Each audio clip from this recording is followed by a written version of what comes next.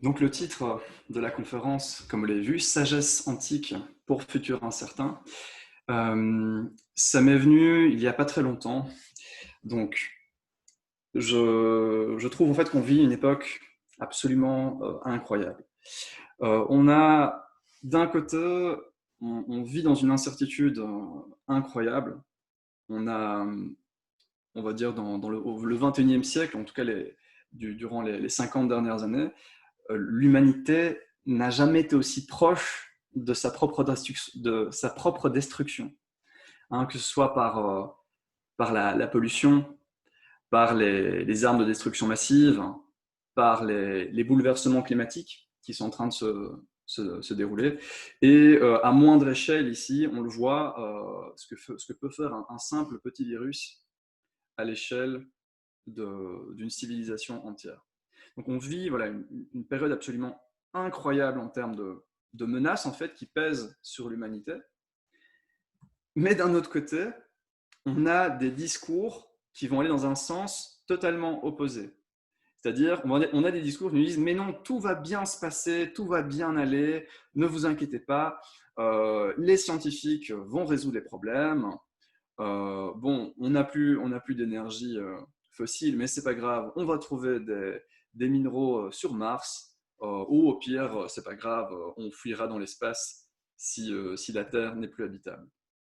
Hein, ce sont des discours que vous allez retrouver notamment chez les pontes de la Silicon Valley, hein, ou voilà, hein, par exemple chez le gérant, le patron de Tesla, Elon Musk, hein, des discours qui nous promettent un avenir radieux.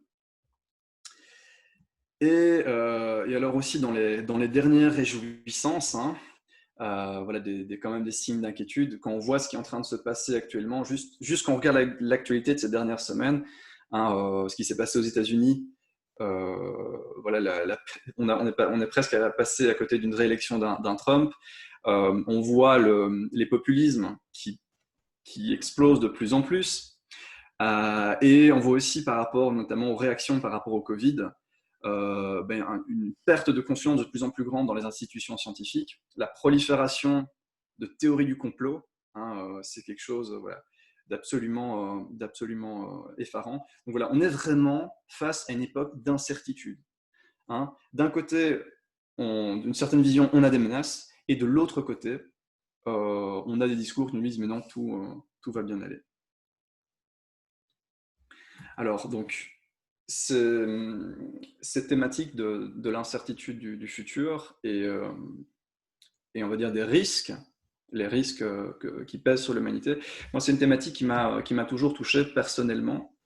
Euh, donc, je pense que depuis que je suis tout petit, enfin, depuis que j'ai, je pense, 14 ans, j'ai toujours eu voilà, cette intuition que notre société, telle qu'elle était construite actuellement, était d'une grande fragilité. Donc, un ouvrage qui m'avait particulièrement ouvert la conscience à l'époque, c'est un roman de science-fiction qui est Ravage de Barjavel. Hein, si vous connaissez, vous pouvez le mettre en commentaire. Donc, Ravage de Barjavel, en fait, qui était écrit dans les années 40 et en fait qui décrivait l'avenir potentiel d'une civilisation basée sur une seule source d'énergie, hein, une source qui ressemblait assez fort à celle du pétrole. Et évidemment, en fait, Ravage décrit l'effondrement d'une société basée sur le pétrole. Et donc voilà, cette intuition qui était alimentée voilà, par un livre que j'ai lu lorsque j'avais 14 ans, j'ai eu l'occasion on va dire, de la vérifier, éventuellement de voir pour la contredire. Et donc j'ai fait pas mal de recherches sur la thématique de l'effondrement. Donc peut-être certains d'entre vous ont lu des auteurs tels que Pablo Servigne, ou encore dans les auteurs anglais Jared Diamond, donc, qui sont voilà, des ouvrages assez récents qui parlent en fait tout simplement de la perspective que notre civilisation, à un moment donné, elle peut perdre en complexité, elle peut s'effondrer. Et donc voilà, donc, de ces recherches, à un moment donné, j'ai voulu partager ces recherches. J'ai fait quelques conférences dans des écoles, auprès de groupes d'activistes, notamment chez Oxfam, dans des universités, voilà, quelques passages à la radio. Et une des choses qui m'a marqué par rapport à ce sujet, c'est un sujet, quand on parle de la fin de notre propre civilisation, de notre propre société, c'est un sujet qui peut provoquer plusieurs réactions. Et en fait, on peut avoir des réactions soit de rejet, de se dire non, c'est pas quelque chose que j'ai envie de creuser, j'ai pas envie de savoir. Euh, on peut avoir des réactions au contraire à l'extrême de survivalistes qui vont tout faire pour, oh mon Dieu, il faut se protéger absolument des conséquences d'un effondrement et donc on va se réfugier dans un bunker en Suisse avec de la nourriture et des AK-47. Mais tout simplement, voilà, c'est un sujet qui suscite une inquiétude, qui suscite une peur. Et, et donc, je me suis rendu compte que voilà, un outil et un sujet qui pourrait être vraiment intéressant, c'est de voir, mais en fait, par rapport à l'incertitude, par rapport aux peurs du futur, qu'elles soient liées à l'effondrement ou pas, euh, qu'est-ce qu'on peut avoir comme posture et voilà, qu'est-ce que les enseignements de sagesse peuvent nous apporter comme enseignement. Donc, qu'est-ce que les stoïciens peuvent nous dire? Qu'est-ce que les arts martiaux traditionnels peuvent nous apporter face à cette incertitude? Parce que on est véritablement face à une incertitude. On peut lire des livres, hein, comme on le fait sur la thématique de l'effondrement, sur celui du réchauffement climatique, sur énormément de sujets, notamment voilà, aussi une éventuelle guerre, mais on reste face à une incertitude. Donc, comment gérer cela?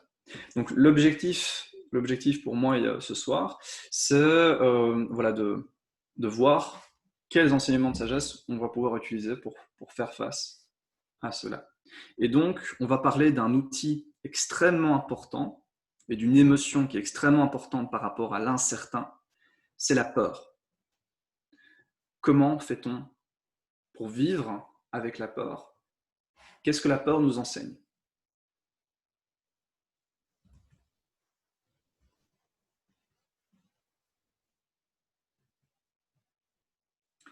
Alors, j'ai envie donc, de rendre la conférence un peu interactive. Donc, en attendant de répondre à cette première question, finalement, qu'est-ce que la peur et, faut-il avoir peur? Vous pouvez mettre dans les commentaires quelles sont vos plus grandes peurs. En tout cas, des peurs que vous avez eues, des moments qui vous ont fait peur. Donc, soit vous pouvez prendre la parole hein, ici avec le micro, soit vous pouvez l'écrire en commentaire.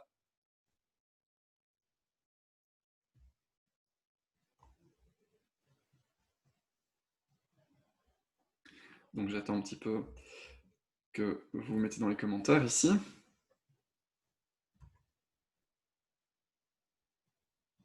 Alors en attendant que vous partagez, hein, éventuellement dans les commentaires, moi je vais vous partager une peur assez récente. Donc j'ai été faire de l'escalade sur falaise récemment, c'était la première fois. Il y a à peine une semaine, j'avais déjà fait de l'escalade en salle, donc c'est quelque chose avec laquelle j'avais l'habitude. Et là voilà, donc c'était sur des rochers abrupts du côté au sud de Liège. Et ben là, pour la première fois depuis longtemps, lorsque je faisais de l'escalade, j'ai vraiment rééprouvé la peur. Euh, le cœur qui palpite, hein, et la peur du vide, chose que je n'avais pas éprouvée depuis longtemps en escalade. Alors, personne ne veut partager une expérience, donc je ne vois pas dans les commentaires. Je ne sais pas si...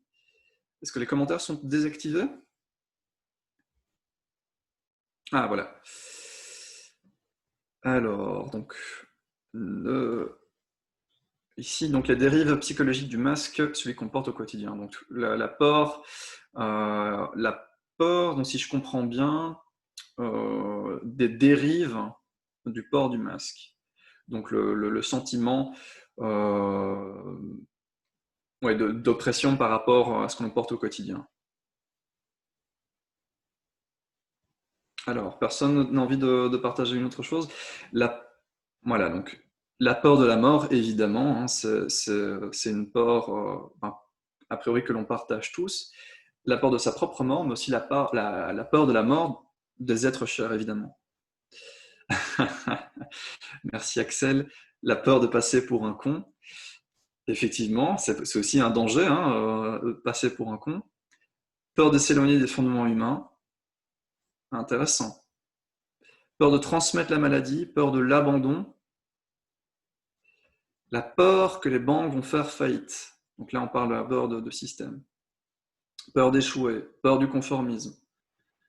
Ok. Eh ben là, on a déjà un petit paquet. Peur de glisser en clé du verglas. Ok. Peur d'être rejeté. Donc effectivement, ici, vous voyez, donc dans toutes ces peurs, on voit que on peut on peut leur donner des points communs. En fait, on pourrait se dire, tiens, est-ce que ces peurs, elles sont utiles? Est-ce que la peur d'échouer, la peur du conformisme, la peur de la maladie, toutes ces peurs, est-ce que ce sont des blocages? Eh bien, en fait, on va partir de l'hypothèse que la peur, c'est quoi? Tout simplement, la peur, c'est une émotion qui nous prévient d'un danger. Alors ici, quand on voit dans tout ce que vous parlez, la maladie, la perte, la mort, la perte des personnes chères, la peur du vertige que j'énonçais, le danger, il est assez évident, c'est la peur soit de perdre son intégrité physique, hein, c'est une peur qu'on partage avec tout le règne animal, mais aussi la peur que les autres perdent leur intégrité physique, la peur de perdre quelqu'un. Donc la peur, c'est une émotion qui met le doigt sur un danger qui nous concerne, qui concerne notre intégrité physique, ou qui va concerner quelque chose d'important, que l'on considère en tout cas comme important. Donc là, c'est là que c'est intéressant, hein, vous l'avez dans les commentaires, peur, peur de ne pas, c'est un image, je ne me trouve plus ici, et un que je trouve intéressant, voilà, peur de s'éloigner des fondements humains, peur de perdre la face, peur de ne pas rester digne.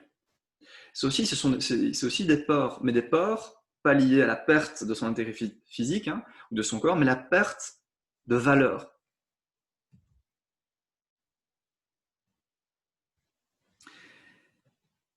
Donc, la peur, une émotion qui est ressentie en présence, dans la perspective d'un danger ou d'une menace. Pour l'instant, je vais surtout prendre comme exemple la peur, on va dire biologique. C'est l'émotion qui va nous prévenir d'un danger imminent, donc par rapport à notre intégrité physique.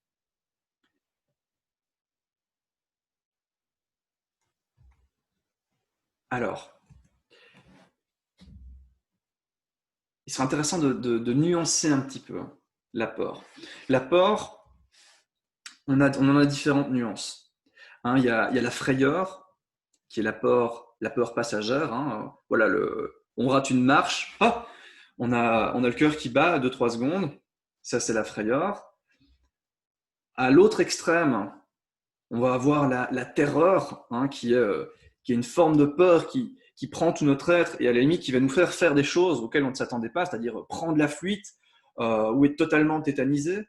Si on pense à des mouvements de foule, on va parler alors de panique, hein, qui est une peur, une terreur soudaine et collective. Et puis on va trouver dans cet entre-deux la crainte, l'inquiétude, l'anxiété, l'angoisse, qui sont des formes de peur sans objet.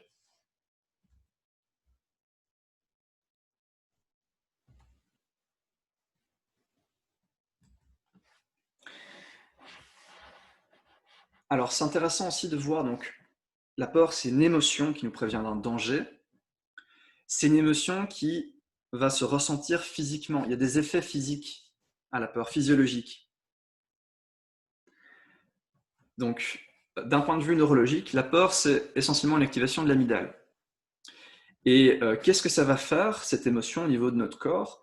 Dans le règne animal, parce que la peur, c'est une émotion, c'est un instinct de survie, hein, qui nous vient en fait du règne animal.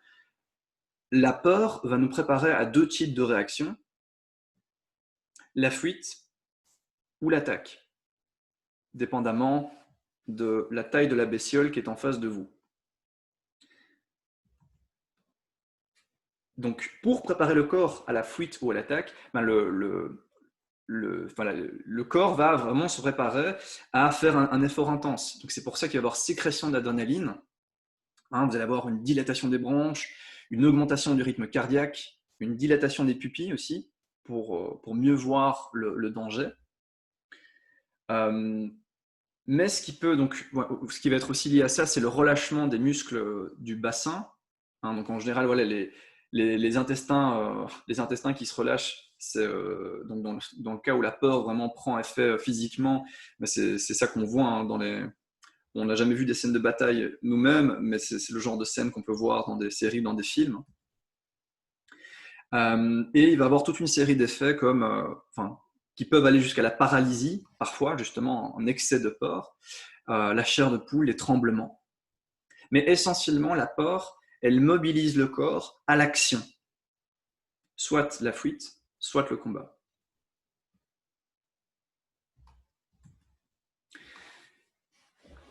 Et voilà, quand on prend conscience de ça, la peur, c'est tout simplement une émotion naturelle, puisqu'on la partage, elle vient du règne animal. C'est une émotion importante parce qu'elle nous rend conscients. Si on n'avait pas peur, si on n'avait pas cette émotion qui nous viendrait, eh ben, on commettrait des actes totalement fous. Donc la peur, c'est une émotion qui va nous transmettre une conscience du danger. Sans la peur, il ne peut pas avoir cette conscience. Un exemple assez frappant, je pense aux jeunes parents parmi nous qui ont des enfants en bas âge, des enfants qui, en fait, n'ont pas forcément encore conscience et encore peur de ce qui les entoure. Et donc, en fait, eux, ils sont vraiment en situation, donc le monde, pour eux, à la limite, ils n'ont pas peur du monde, tout simplement parce qu'ils n'ont pas encore conscience des dangers.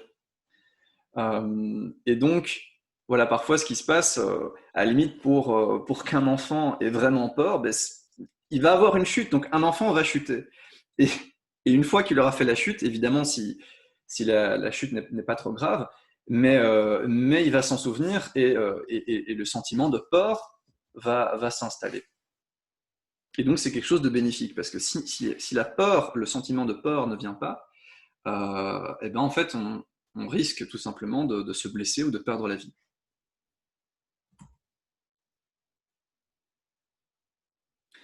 Et donc, le fait de prendre conscience que la peur n'est pas une émotion totalement négative, mais elle nous donne conscience, c'est quelque chose en fait qu'on va retrouver dans les enseignements de sagesse. Alors, le problème qui va surgir, parce que jusque-là, on est d'accord, oui, bon, c'est bien, c'est d'accord, la peur va nous rendre conscients, mais il y a plusieurs problèmes qui vont se dérouler. Excuse-moi, Jonathan, Oui, c'est Bénédicte, tu ne me vois pas. oui, Euh, j'ai noté une petite question.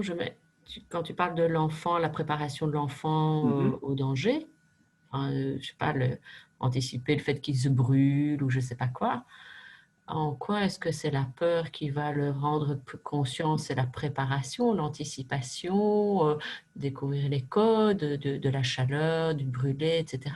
Pourquoi est-ce que c'est la peur, comme tu l'évoques, qui va rendre plus conscient? Donc,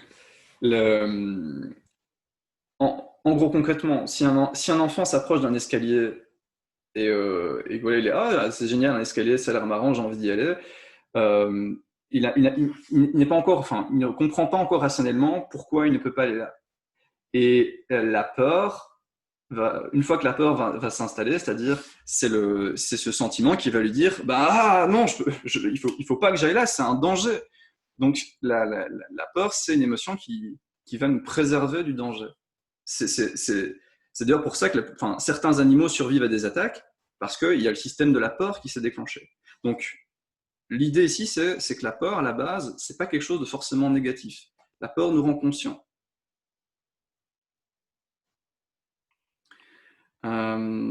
L'idée de préparation au danger, un enfant ne comprend pas encore ça, il ne peut pas encore rationaliser.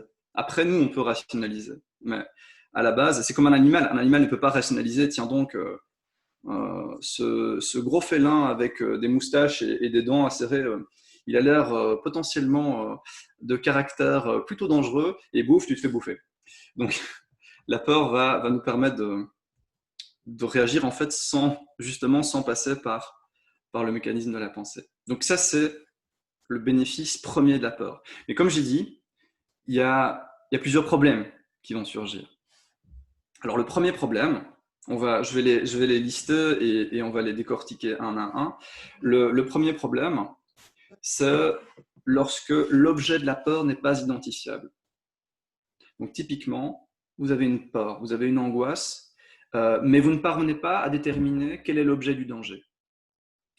Et voilà, dans le cas justement d'un futur incertain, je pense que beaucoup de personnes sont parfois touchées par cette forme d'angoisse de il y a quelque chose, mais je ne sais pas mettre le doigt dessus.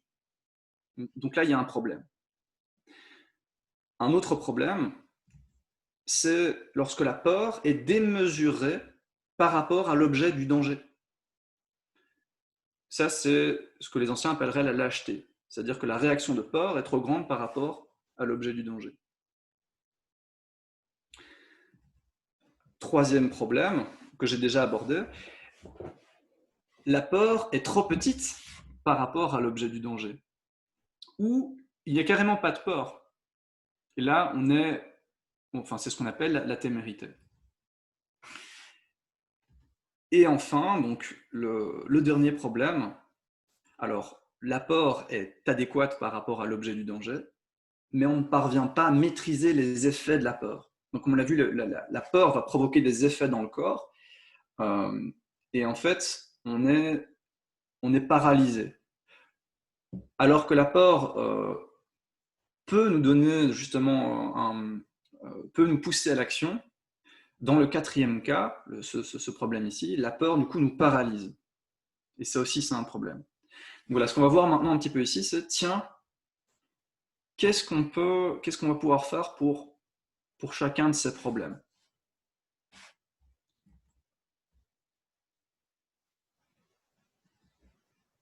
Alors, donc, premier problème, donc l'objet de la peur n'est pas identifiable. Donc, c'est typiquement voilà, ce qu'on va parler quand on parle d'angoisse existentielle. Et en fait, lorsqu'on parle d'une peur un peu sourde par rapport à l'inconnu, c'est difficile en fait de gérer cette peur parce qu'on ne sait pas vraiment nommer la source. Alors là, il n'y a pas 36 000 solutions. Et je pense que voilà, on a tous des formes plus ou moins aiguës d'angoisse parfois qui nous prennent, qui nous prennent à certains moments. Et par rapport à ça, voilà, il n'y a pas forcément de recette miracle et on n'est pas tous égaux aussi par rapport à cette angoisse. Et donc, lorsqu'il y a une angoisse qui vient, voilà, qu'est-ce qu'on a comme outil à notre disposition? Alors, par rapport à l'angoisse, on peut dire qu'on a deux, enfin il y en a certainement d'autres, mais je vois deux outils. C'est déjà d'arriver à nommer sa peur. Donc de transformer l'angoisse en une peur. Transformer une peur sans objet en une peur avec objet. Parce qu'en fait, le problème d'une peur sans objet, c'est qu'elle nous paralyse, c'est qu'elle nous donne un malaise. Alors que la peur est censée être une émotion qui nous rend conscients et qui nous pousse à agir. Lorsqu'on est dans l'angoisse, eh ben, on est juste dans une forme d'inaction et c'est quelque chose qui pèse. Donc, une première chose, c'est déjà d'essayer d'arriver, d'investiguer, de voir, tiens, est-ce que je peux nommer cette peur? Et parfois, voilà, c'est difficile à la nommer, mais dans ces cas-là, par rapport à l'angoisse existentielle, il y a une solution de toujours, c'est de lire les classiques. Hein, c'est un terme que le fondateur, enfin c'est une phrase que le fondateur de Nouvelle Acropole aimait répéter, l'idée de lire les classiques. Les classiques, c'est quoi? C'est tous les enseignements de sagesse qu'on va retrouver autant en Inde qu'en Grèce, hein, Bhagavad Gita, chez les Grecs, Socrate, Platon, les stoïciens. Et ça fait des milliers d'années que la condition humaine est expérimentée et que l'angoisse existentielle est expérimentée. Et ces textes, s'ils ont cette ancienneté, c'est parce qu'ils ont traversé les âges, ils ont fait leurs preuves, ils ont été lus à de maintes reprises, ils ont inspiré de nombreux personnages.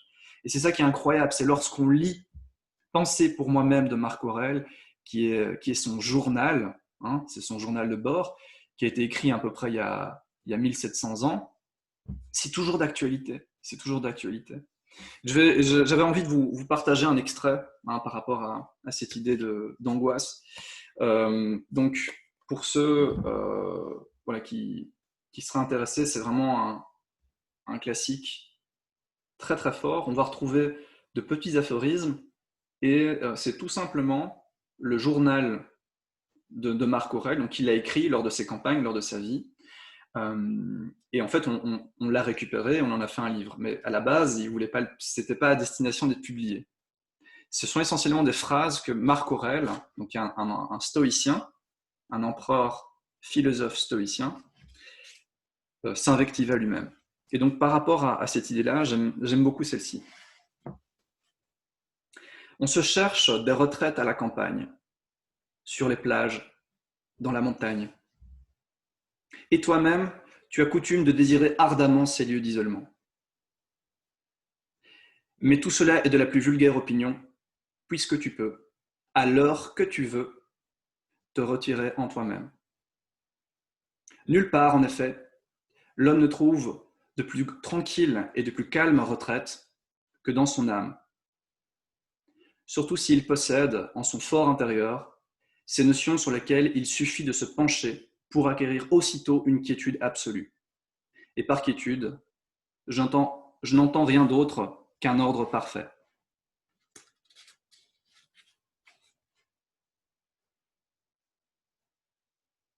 Donc, le passage un peu plus loin qui continue sur cette idée. Il reste donc à te souvenir de la retraite que tu peux trouver dans ce petit champ de ton âme.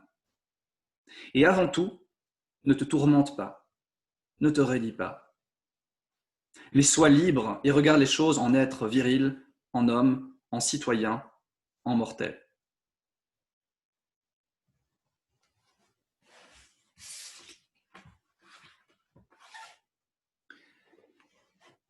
Donc voilà, je trouve que c'est une citation vraiment, vraiment très belle qui, voilà, quand on a des moments un peu où les pensées sont confuses, où on est pris hein, par des moments de doute, c'est le genre de cataplasme mental, hein, c'est le genre de pansement qui va faire directement du bien, qui va chasser en fait voilà, les résidus de pensée un peu négatives et qui nous rappelle qui nous sommes, tout simplement. Donc à vous de trouver les classiques qui vous inspirent. J'aurais pu citer aussi la voix du silence, donc pour ceux qui sont donc pour mes élèves, mes étudiants de la formation Guerrier Pacifique avec qui on a eu le cours il y a une semaine.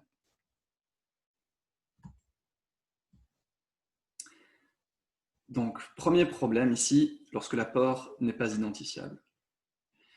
Alors, second problème de la peur, c'est lorsqu'elle est démesurée par rapport au danger. Autrement dit, la lâcheté. Alors, il y a un exemple qui m'est survenu en fait en repensant à l'actualité de ces derniers mois. Mais on va dire, vous pouvez peut-être mettre en commentaire, hein, donnez-moi des exemples parfois de peur démesurée qu'on peut avoir. Donc vous pouvez en mettre dans les commentaires ici. Mais voilà, un exemple, hein, c'est parfois les petites phobies. Hein, phobie des araignées. Alors, je dis pas que c'est pas une peur qui est justifiable à certains moments, mais voilà, parfois on a une telle réaction par rapport à une petite araignée, c'est démesuré. Euh, voilà, vous pouvez penser à toutes sortes de phobies, hein, parfois très bizarres. Donc, si vous en avez des idées, vous pouvez le mettre en commentaire. Euh, alors, une autre peur qui m'a marqué, hein, euh, dans des situations assez particulières, la peur de manquer de papier toilette. Hein, c'est une peur qu'on a vue assez récemment. Voilà, c'est quelque chose d'absolument affreux, hein, se dire non, il faut que j'ai au moins 4 mois de réserve. Je risque, voilà, je préfère risquer ma vie dans les rayons plutôt que de manquer de papier à ce moment crucial. Donc peur démesurée. Alors un autre exemple aussi, hein, ça j'avais vu, je pense que j'avais vu ça dans une vidéo humoristique qui nuançait un petit peu la peur liée au terrorisme. Et en gros, donc c'était une espèce d'infographie hein, qui faisait défiler divers statistiques. Et en gros, aux États-Unis, voilà, on a beaucoup plus de chances d'être tué par un autre Américain que par un terroriste. Alors, il y avait même au niveau des statistiques, je pense qu'on avait même plus de chances de se faire tuer par une tondeuse. Enfin voilà, il y avait, bon, ça permettait de mettre en perspective, mais donc il y a certaines peurs, parfois qui sont construites, hein, des peurs, c'est typiquement des peurs construites par la fantaisie, soit par notre propre fantaisie, soit par une fantaisie véhiculée par les médias. Donc ils vont, par le prisme des actualités, voilà, nous faire penser que certaines choses, il faut en avoir peur. Se retrouver à moins de 1,50 m de distanciation sociale. Peur de l'avion. Effectivement, là, bon, on peut dire qu'il y a quand même un danger hein, dans le fait de prendre l'avion, mais vous avez plus de danger de mourir en prenant votre voiture, ou il faudrait que je vérifie les statistiques, mais je pense qu'on a plus de danger de mourir en prenant une douche qu'en prenant l'avion, ou en prenant un bain. Hein. Mais, euh, j'allais dire, c'est Frédéric François, c'est ça? Alors, donc, quelle solution par rapport à cet excès de peur? Une solution assez simple, hein, l'investigation. C'est-à-dire lorsque voilà, on a des informations qui nous parviennent. Typiquement, c'est la peur qui est nourrie par la fantaisie. Et le meilleur moyen de combattre la fantaisie, c'est l'investigation, la raison, l'objectivité. Donc, aller vérifier les sources, comparer les données et, euh, et voilà, donc investiguer.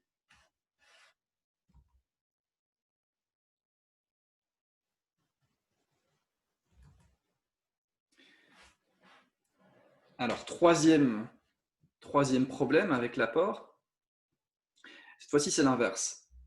Et c'est peut-être celui-là le plus préoccupant. Lorsque la peur est trop petite par rapport au danger, la témérité. Alors, ce qui sera le plus éclairant à ce niveau-là, on va parler des exemples individuels et des exemples collectifs. Donc, au niveau individuel, en fait, j'ai déjà donné un exemple de témérité qu'on va retrouver chez les enfants. C'est une caractéristique. Un enfant, c'est ça qui est beau aussi, il n'a pas développé certaines peurs, donc et entre guillemets, il va être plus libre parce que il va faire des choses en fait que normalement on n'aurait pas osé.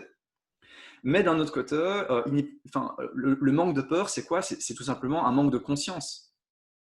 Un enfant, par définition, il n'est pas conscient de tous les dangers, hein, de tous les dangers du monde, et c'est ça aussi qui fait son innocence. Et donc, le fait de ne pas avoir peur, c'est en général lié soit à une insouciance, soit à un manque de conscience, soit on pourrait dire aussi hein, une forme de folie. Hein. Donc le fait de ne pas avoir peur, ça peut relever de la pathologie mentale. Donc le fait de ne pas avoir peur ou d'avoir pas assez peur, parfois c'est beaucoup plus problématique que d'avoir trop peur. Un bête exemple, hein, mais voilà, je vais reprendre l'exemple de l'escalade, hein, donc j'ai été faire il y a quelques temps. Pour ceux qui font l'escalade, vous le savez, bah, c'est une pratique, voilà, on est suspendu à une dizaine de mètres au-dessus du sol, et donc la plupart des choses qu'on fait, à chaque fois qu'on va monter, on va bien vérifier, chacun va vérifier, donc celui qui assure va vérifier le baudrier de l'autre, et celui qui monte va vérifier que celui qui l'assure le fait bien. Donc, si on n'a pas cette conscience aiguë de la chute qui peut se causer, voilà, on va dire ouais, je vais aller faire l'escalade, c'est bon quoi. Je veux dire, il me suffit d'un harnais quoi. Non, il y a tout un protocole à respecter, et on respecte ce protocole parce que justement, voilà, il y a ce sentiment qui est là. Si on ne le fait pas, il y a un danger de mort. Alors, là, je pense que c'est assez parlant, hein, c'est assez évident, cette idée de témérité. Par contre, là où ça devient moins évident, c'est lorsque l'objet du danger est complexe, lorsque l'objet du danger est difficilement prévisible, lorsque l'objet du danger est incompréhensible. Et ça, c'est toutes les grandes problématiques que j'ai données en introduction. Donc, on va en donner plusieurs exemples pour voir à quel point c'est problématique. Est-ce qu'il faut en avoir peur ou pas? Donc, voilà, je vais parler notamment de l'énergie atomique, le cas du Covid-19, le changement climatique et la thématique de l'effondrement. Donc, trois grands sujets, des objets, hein, voilà, ce sont des phénomènes. Voilà, est-ce qu'il faut en avoir peur? Est-ce qu'il faut se préparer par rapport à ça? Covid-19, énergie atomique, changement climatique, effondrement. Excuse-moi, pour Oui. la troisième, la peur inférieure ou l'objet du danger, quelle était la piste de solution? J'y viens. Ah. Alors, je vais d'abord, donc pour chacun de ces phénomènes, montrer leur caractère. Non, je vais d'abord parler de la solution plutôt. Donc, voilà, par rapport à ces phénomènes, on pourrait. C'est parfois difficile de s'imaginer ce que ça peut être. Donc, si on prend l'exemple du changement climatique, donc c'est quelque chose, voilà, enfin, c'est pas changement climatique, c'est bouleversement climatique, donc ce qui est en train de se dérouler, ou dérèglement climatique, ça rend beaucoup plus justice au terme. C'est difficile parfois d'avoir peur, pourquoi? Mais parce que ça ne nous touche pas concrètement. Alors oui, on voit des effets, mais c'est des effets qui sont très très lents. Les données qui nous viennent par rapport au dérèglement climatique sont des données abstraites, ce sont des chiffres. Et donc, il y a quelque chose d'impalpable par rapport au changement climatique. Pareil par rapport à l'énergie atomique. Bon, là, il y a quelque chose de moins impalpable avec les bombes qu'il y a eu en 40-45, mais voilà, on a une puissance de destruction colossale dans des silos à plusieurs endroits de la planète qui pourraient, en une fraction de seconde, anéantir une partie de l'humanité. Mais ça, c'est déjà un peu plus palpable. Pareil, la question de l'effondrement, c'est quelque chose de difficile à s'imaginer. Ça veut dire quoi? Ça veut dire que du jour au lendemain, il n'y aura plus d'ordre, il y aura plus de. Ça va être le chaos. Ça va être quoi? Ça va être un retour en douceur à une agriculture raisonnée. Est-ce qu'il va y avoir des émeutes? Est-ce qu'il va y avoir des blackouts? Donc, ce sont des sujets extrêmement, extrêmement complexes. Et donc, par rapport à ces objets, il se peut qu'en fait, on n'en ait pas assez peur. C'est-à-dire qu'on ne conscientise pas assez finalement le danger.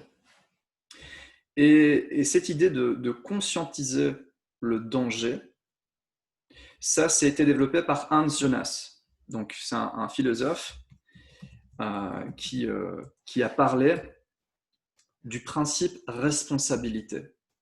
Donc pour Hans Jonas, il va dire quoi? Il va dire, en fait, il y a urgence d'avoir peur par rapport au progrès technologique. Le problème des progrès technologiques, c'est que justement, on n'en a pas assez peur. On n'a pas assez conscience de ce que peuvent provoquer comme danger ces phénomènes. Donc, je vais vous lire un passage donc c'est un auteur qui parle d'Hans Jonas, qui pour moi résume assez bien, plutôt que de paraphraser. Donc, c'est à l'issue de sa quête laborieuse d'une nouvelle éthique, donc pour la civilisation technologique, qu'Hans Jonas affirme qu'il est salutaire que l'humanité ait peur. Au principe espérance, dit-il, nous opposons le principe responsabilité et non le principe crainte.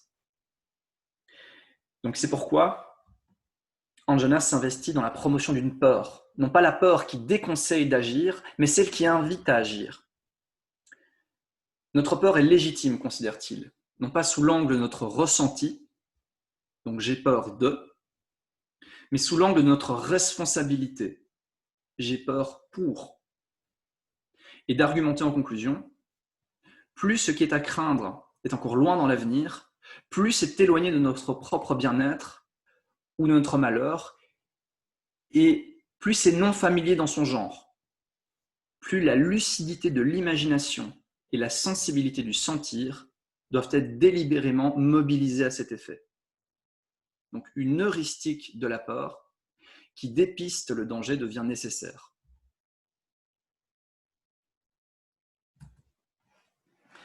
Donc cette heuristique de la peur, donc vous avez peut-être déjà entendu parler du fameux principe responsabilité qui est quand même évoqué lorsqu'on va parler de la question de la transition ou plus anciennement du développement durable. C'est quelque chose de fondamental par rapport aux technologies qui sont en train d'être mises en application. Je pense maintenant à la technologie 5G. La posture de base d'une société capitaliste technologiste, c'est « youpi, allons-y ». Allons-y, ce sont des profits potentiels. La 5G, c'est quoi? C'est la promesse d'utiliser beaucoup plus de transferts de données, d'utiliser des applications encore plus intégrées. Et voilà, donc c'est une manne, c'est une véritable manne. Mais derrière ça,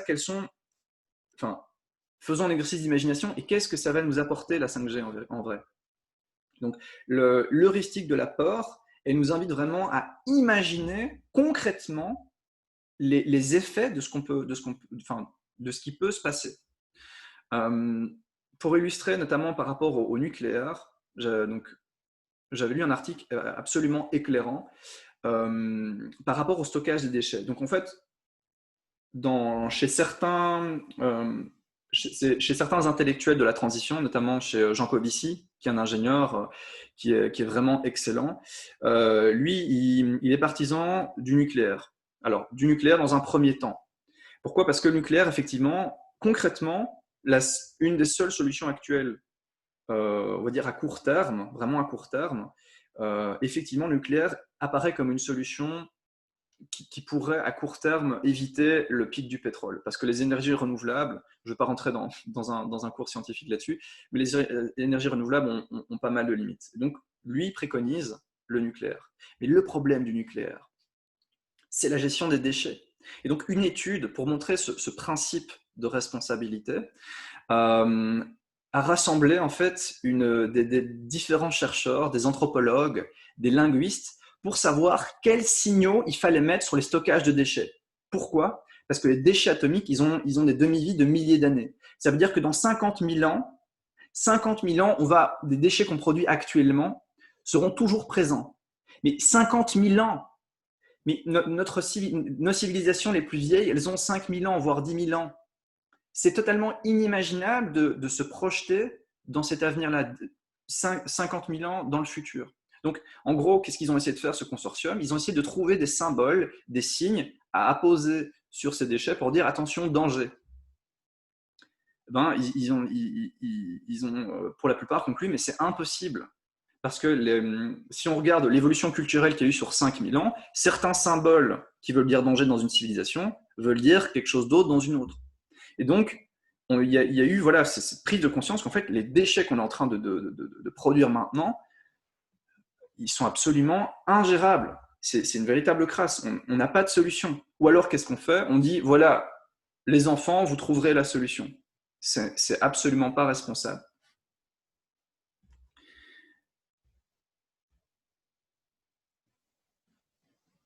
Alors, un autre exemple, donc toujours pour illustrer ici par rapport au Covid-19, donc là je ne vais pas rentrer dans un débat par rapport à ça, mais une des choses que ça a mis en évidence, c'est clairement le manque d'infrastructures des hôpitaux. Et donc, le fait d'avoir, enfin, c'est quelque chose, entre guillemets, qui nous pend au nez depuis des années, hein, les pandémies, c'est quelque chose que pas mal de spécialistes disent, ben voilà, à un moment donné, ça va arriver, on est une civilisation interconnectée, d'office, à un moment donné, on en a une il y a 100 ans, ça nous pend au nez. Et si les gouvernements avaient réellement pris conscience, comme l'ont fait en fait la plupart des gouvernements, des gouvernements plutôt en Asie, avaient pris conscience de ça, on ne serait pas dans la situation telle qu'on est actuellement. On ne serait pas avec un système hospitalier totalement laissé à l'abandon. Et à la limite, voilà, le problème, on n'aurait pas de confinement, on n'aurait pas quelque chose d'aussi sévère qu'on a actuellement. Tout ça, c'est notamment dû à un manque de prévision, un manque de responsabilité par rapport au futur.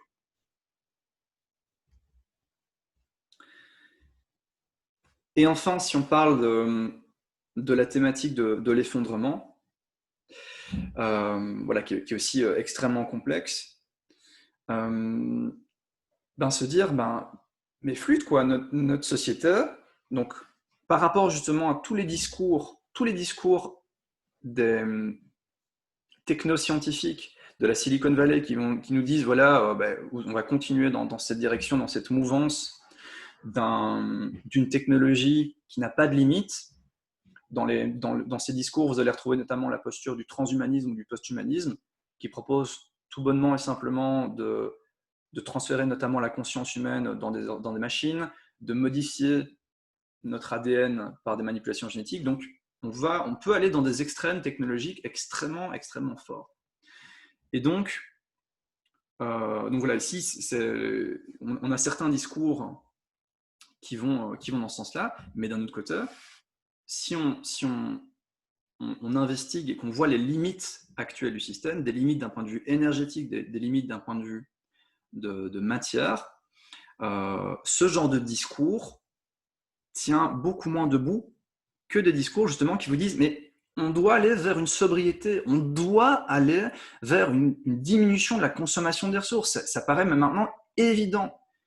Et donc, le principe responsabilité ici, il appelle à véritablement investiguer et à se dire mais si on continue dans cette trajectoire actuelle, on va vers une catastrophe. Et donc, l'étude de l'effondrement, ce n'est pas pour faire peur ou pour faire panique. Non, c'est juste pour prendre conscience de qu'est-ce qu'on peut encore faire actuellement pour éviter un maximum de casse. C'est-à-dire préparer une résilience locale, comme le font en fait déjà certains pays. Préparer une résilience notamment, voilà, ne serait-ce que, je pense que c'est en Suisse, il y a certains pays qui ont eu ça, mais le simple fait d'avoir une réserve chez soi, c'est des réflexes, ce que nous on appelle maintenant, des réactions par rapport à l'effondrement, c'est ce que nos grands-parents appelaient le bon sens.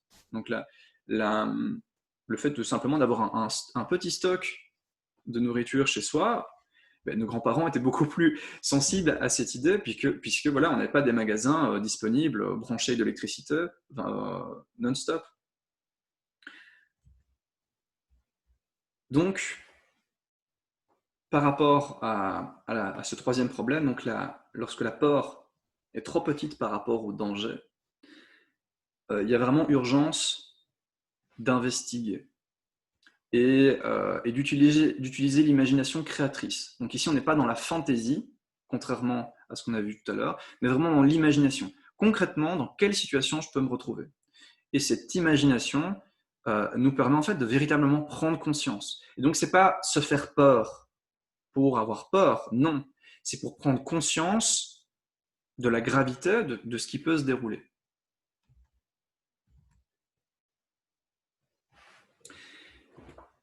Et enfin, donc, le quatrième problème, la peur, entre guillemets, correspond à l'objet, mais on ne maîtrise pas ses effets. On ne maîtrise pas les effets de la peur. C'est-à-dire que la peur nous prend, la peur nous paralyse. Ici, par exemple, je pense à une situation qui vous est peut-être arrivée.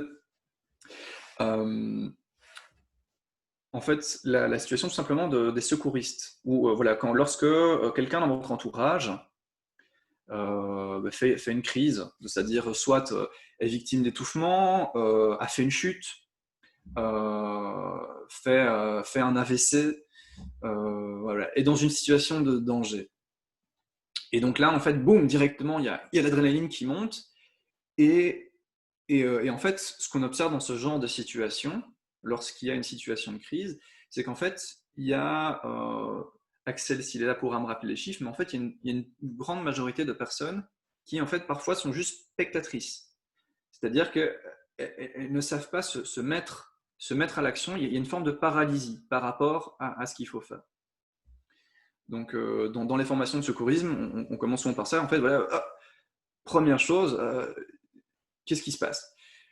Et en fait, justement, la formation de premier secours va permettre déjà de débloquer ça, de débloquer ce premier blocage. Alors, si vous pensez à un autre exemple, un exemple collectif, lorsque les effets de la peur sont contre-productifs, mais c'est tous les mouvements de foule. Les mouvements de foule, les mouvements de panique, alors que ce soit des mouvements concrets dans un magasin, hein, comme on a pu le voir avec les événements récents, ou alors voilà, encore plus ridicule, les mouvements de foule qu'on a dans les Black Friday, ce genre de choses.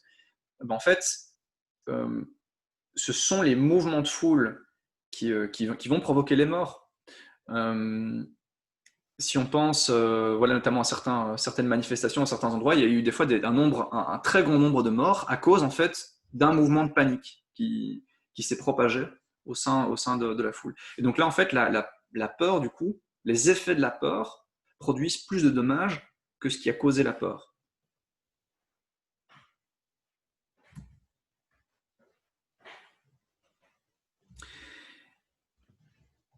Et donc, alors, qu'est-ce qu'on va mettre comme outil pour parvenir à la maîtrise, pour parvenir à doser cette peur? Donc, on est parvenu jusqu'ici à dire, en fait, voilà, la peur, c'est pas quelque chose qu'on peut enlever. En tout cas, dans un premier temps. Mais lorsque la peur est là, eh ben, il faut faire avec. Et en fait, la voie de l'accueil de la peur, la voie de la maîtrise de la peur, c'est la voie du guerrier. On en avait parlé hier avec Sylvain. En fait, c'est une des caractéristiques de cette idée, de cette posture, c'est d'accueillir la peur. Parce que la peur, elle est véhicule de conscience. Et donc, en premier lieu, il faut avoir déjà les outils pour pouvoir l'accueillir, et donc accueillir ses effets. C'est notamment pour ça, en fait, que dans la pratique des arts martiaux, et si je parle bien des arts martiaux, par des sports de combat, donc lorsqu'une pratique martiale est associée à une démarche spirituelle, c'est par définition des arts martiaux, en fait, on a une série d'outils qui servent à quoi? Qui servent tout simplement à la maîtrise de soi en situation difficile. Pour rester humain, pour rester soi-même en situation de danger. Parce que sinon, la peur nous prend et du coup, on va soit aller dans une posture d'agressivité, soit dans une posture de fuite, soit dans une posture de paralysie. Et en fait, dans ces trois cas, on reste dans une posture instinctive animale. Les outils des arts martiaux, en fait, nous proposent de petit à petit prendre conscience, avoir du recul par rapport à ces émotions pour que la véritable maîtrise arrive. C'est-à-dire, dans une situation de premier secours, première chose, qu'est-ce qui va se passer? En fait, souvent, on va travailler sur le souffle et sur l'ancrage. Déjà, le simple fait de, vous pouvez le faire ici, hein, déjà, si vous voulez, de chez vous, le simple fait de, si vous avez une tension, de souffler, ça va déjà libérer une tension. Libérer la tension, donc par un travail de respiration, prendre conscience de sa respiration, une respiration abdominale. Hein, la respiration du stress, c'est une respiration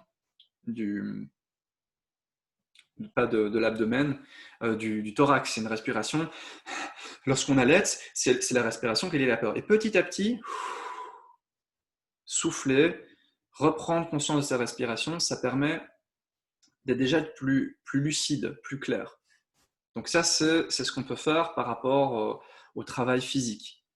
Donc par rapport au souffle, on peut aussi travailler la détente corporelle. Donc le fait d'être crispé va amener à des réactions parfois instinctives, parfois brutales. Et le fait de consciemment se détendre va permettre, pareil, de ne pas se laisser prendre par la peur.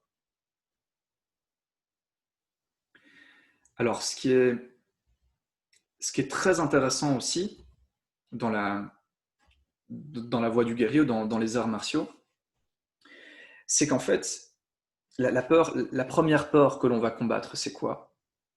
C'est la peur de la blessure, la peur du coup, la peur de la mort, en fait. Et c'est ça qui est intéressant, c'est que petit à petit, qu'est-ce qui va faire que le guerrier parvient à la maîtrise de la peur? C'est d'abord tout simplement, donc, comme j'ai dit, cette maîtrise de soi, en fait. Donc la peur ne va jamais véritablement s'estomper, il va vivre avec cette peur. Mais ce qui est intéressant, donc, c'est au fur et à mesure de la pratique, ce qui va s'estomper, c'est la peur de la mort, mais ça va être substitué par une autre peur. C'est comme on l'a dit au début, enfin comme certains l'avaient dit au début, ben en fait, pour le samouraï, c'est à un certain stade un certain moment dans son apprentissage, ce qui va plus lui faire peur, c'est plus la mort. Enfin, s'il y aura toujours cette peur animale qui nous habite, hein, bien sûr, mais c'est la peur du déshonneur. C'est la peur de ne pas rester droit, c'est la peur de ne pas être digne. Et ce qui est intéressant dans cette voie, justement, de combattre la peur, enfin de l'accueillir d'abord, c'est que petit à petit, on peut aller vers une transmutation de cette peur. Et non plus une peur pour soi, pour son corps, pour les blessures, mais une peur, en fait, pour des valeurs humaines. C'est-à-dire, est-ce que je vais rester droit? Est-ce que je vais toujours être un soutien pour les personnes qui sont à côté de moi? Et donc, la peur ici, elle devient un outil d'évolution spirituelle. Non pas parce que, non plus parce que c'est cette émotion qu'on partage avec les animaux, mais petit à petit parce que la peur va changer d'objet. Et au lieu d'être une peur de sa propre mort, sa propre finitude de son corps physique, elle va se transmuter en fait en une peur pour les valeurs, la perte des valeurs, la perte de la dignité. Et voilà, si on pense à un personnage qui a incarné ça à la perfection, c'est Socrate, évidemment. Socrate, on dit voilà souvent qu'il a dû boire la ciguë, hein, donc il a été condamné par les Athéniens à boire la ciguë, mais ce qu'on oublie de dire, c'est qu'en fait, Socrate, on lui a d'abord proposé l'exil. On a proposé l'exil à Socrate. Mais pour Socrate, l'exil, c'était renier les enseignements qu'il avait donnés. Pour lui, il s'identifiait en citoyen athénien. Et donc, pour lui, la mort physique était bien plus honorable que l'exil.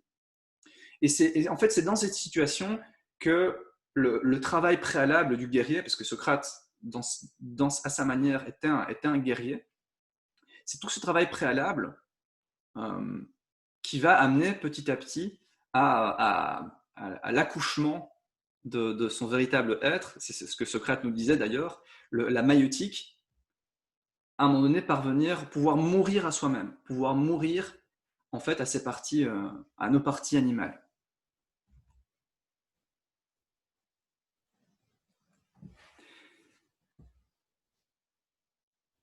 Et donc voilà, pour conclure, par rapport à cette situation d'incertitude, par rapport au futur, ben, en fait, on est tous égaux. Hein. On est tous face à l'incertitude. On ne sait pas ce qui va se passer dans les années à venir. On ne sait pas à quelle sauce on va être mangé. Et donc, forcément, voilà, la peur ou l'angoisse ben, va venir nous étreindre à certains moments, parfois plus vifs que d'autres. Mais il ne faut pas la voir comme une émotion négative. La peur, c'est un outil d'éveil de la conscience. Attention, justement, lorsqu'elle nous permet de prendre conscience d'un danger réel. Donc attention à l'angoisse, à la lâcheté ou à la témérité. Et donc le fait d'accueillir la peur, le travail d'accueil de la peur et de maîtrise de la peur, c'est également la voie du héros. C'est la voie des artistes martiaux, c'est la voie des guerriers, c'est la voie des philosophes à la manière antique. Et voilà, je voulais partager une dernière citation qui me plaît beaucoup, que j'ai déjà utilisée aussi pour illustrer ça. Une citation de Joseph Campbell, qui a écrit en fait sur la voie héroïque, sur les mythes héroïques, et qui nous dit « La caverne dans laquelle tu as le plus peur d'entrer contient ton plus beau trésor. » Je vous remercie pour votre attention.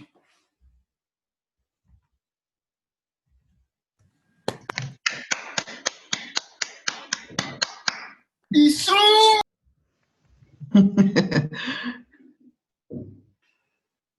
Merci. Merci à tous. Donc, on peut profiter ici de ce moment. Donc, si vous avez des questions, des interventions.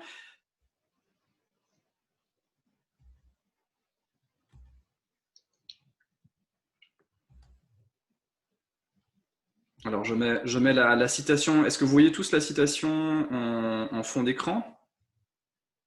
Oui.